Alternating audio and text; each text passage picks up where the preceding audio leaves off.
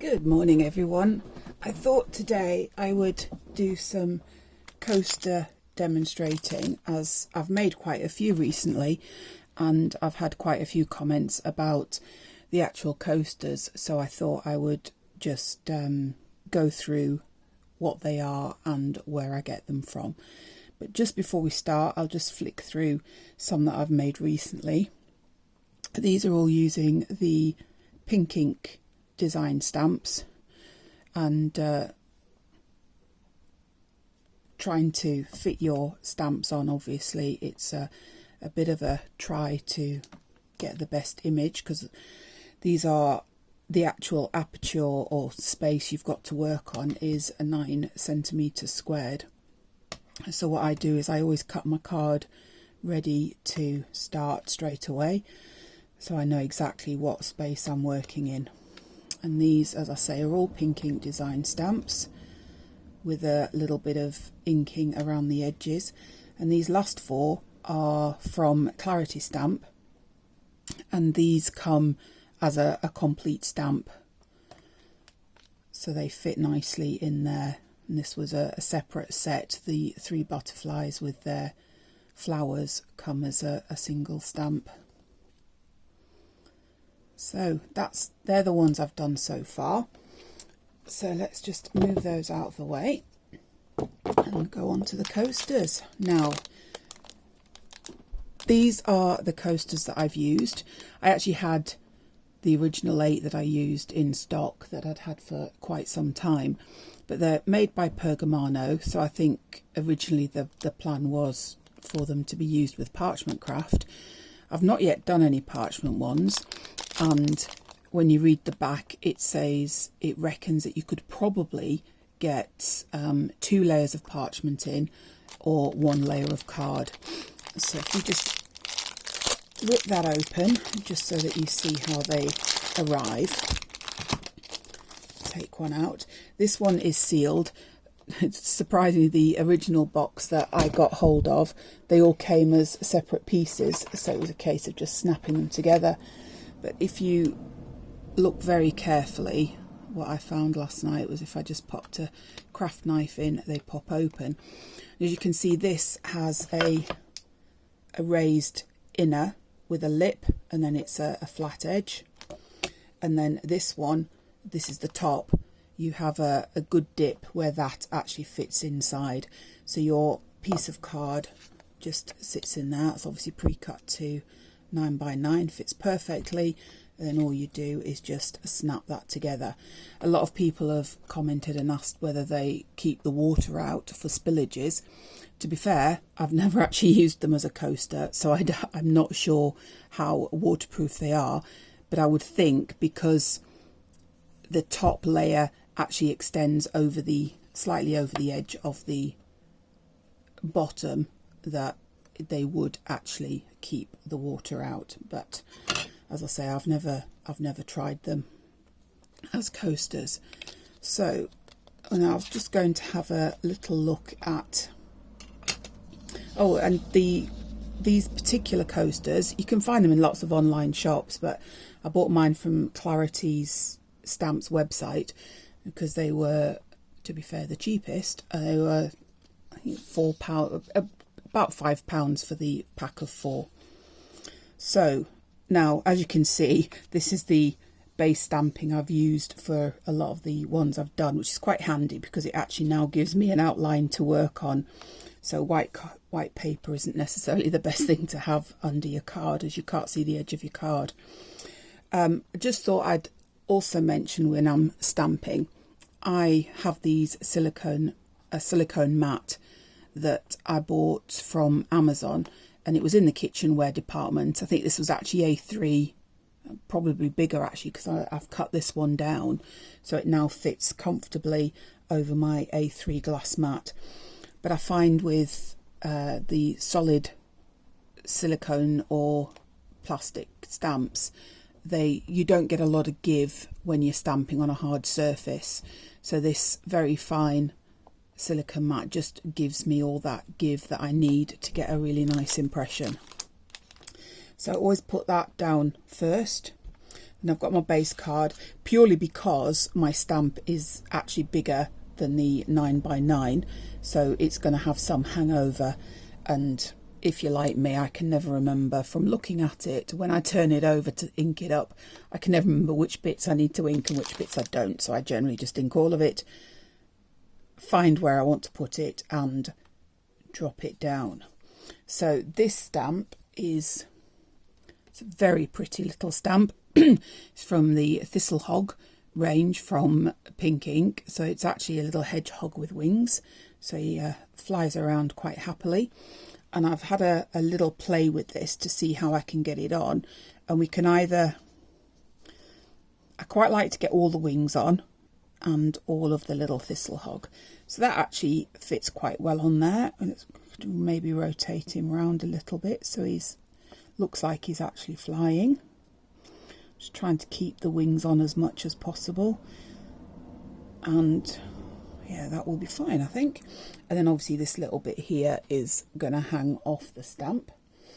Now I tend not to use a stamping platform, but I was watching Mel and Kathy on her channel, well, sorry, the craft channel as it is now, and they were using this stamping platform. And I asked them what it was, where it was from, because I thought it was brilliant. I actually make a lot of A3 sized pictures, so the A3 card doesn't go into the platform without creasing. So this I found absolutely brilliant, and its feet are this firm, quite dense foam, but it means you've got a little bit of wiggle room once you've inked it up, placed it over your card, to actually then give it a wiggle, because once that's down, your stamp doesn't touch your paper and you can move it around.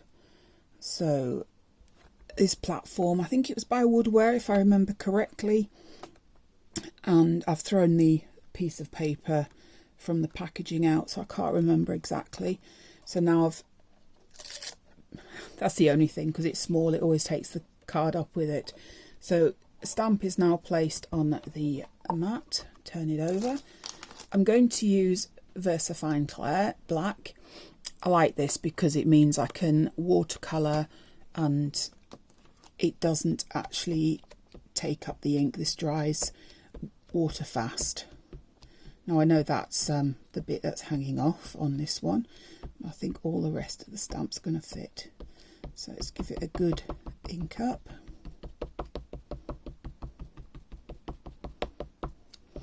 Nothing more frustrating is once you've lifted up and you've missed a bit.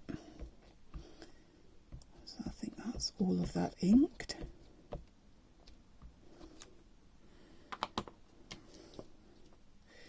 So now comes the bit of playing around with it to see how we got it to fit.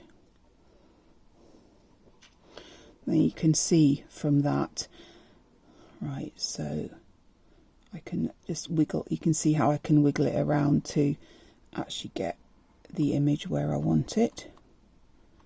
I think that will fit. Let's go for it. Give it a really good press down. These are actually quite intricate little stamps, so there's a lot of detail in them. So important not to miss any in the pressing out. Actually, I've not inked quite as far down, but I think it's stopped at a natural break, so it'll be fine. And hey presto, we have now got a little hedgehog flying through the air. I love the fact he's got all the little mushrooms around the top. There is another one in this set. Actually, I could stamp that now as well, because I've pre-cut quite a few of these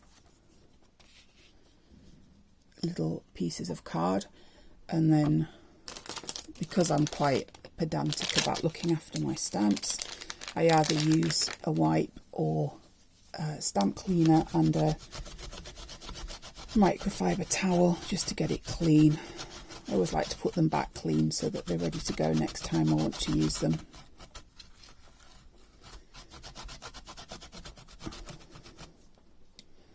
So that's clean. Let's put that back on the acetate sheet.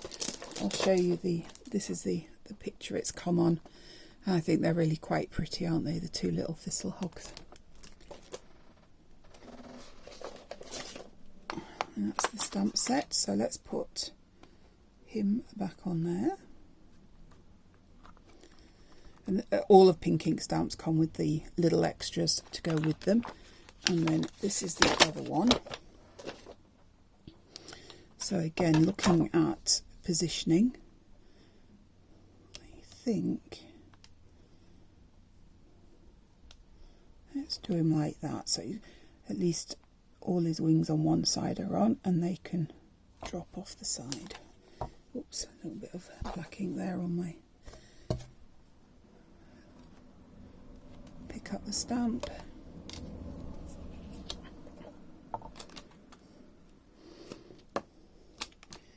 And ink up. See, now I've turned it over, I can't remember which side the wings were hanging off. And there's so many times where I thought I remembered, inked it up, and I've done the wrong half of the stamp. So in general, I just find it's easier to do all of it.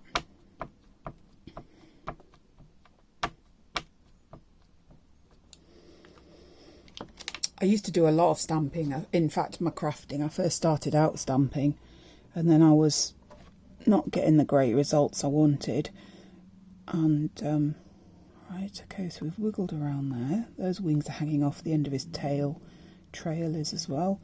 Let's get that stamped. But I think stamping platforms and the clear stamps have just made everything so much easier rather than the wooden blocks. And I've really taken to stamping again. And then I started to watercolour them in with the Derwent Inktense pencils. And I've been really pleased with a lot of the results I've had. Have we given that a good press down? See, I'm not pressing too hard because, as I say, with the silicone mat underneath, you do get... There we go. Beautiful impression. Yeah, the silicone mat just gives you that little bit of give so that as you're pressing it down, it gives you a really clear impression. I do like the VersaFine Clair. I also use the, I can't remember what it's called now. Let me find it. The VersaFine. The VersaFine is very good for very fine detailed stamps, or if you don't quite want your outline to be as... It doesn't make them as dense, I think, is probably the right word. But with these, because they're coasters and I'm going to colour them in, I like them to... the darkness to stand out. So, stamp cleaned and ready to go away. So what I thought I'd quickly show you, I'm not going to video myself colouring in, I'll just show you how the coaster works. So as I say, that's the top bit, and if we just take our image, obviously put it in the right way around or you'll have it back to front, because the bottom of the actual coaster is slightly opaque, and then the two fit together, and you can see how the ridge on that just sits into there, and then these two just snap together and it's made a seal, and you can see the edge of the seal is just there. So I'm sure if you were to drop it in water you would get water into it, but for the purposes of a coaster or maybe a drinks ring, it isn't going to cause you a problem. And just to show you, this is a pint glass, and that actually sits quite nicely in the middle of that. So if you're going to get a ring on it, it's not anywhere near the edge.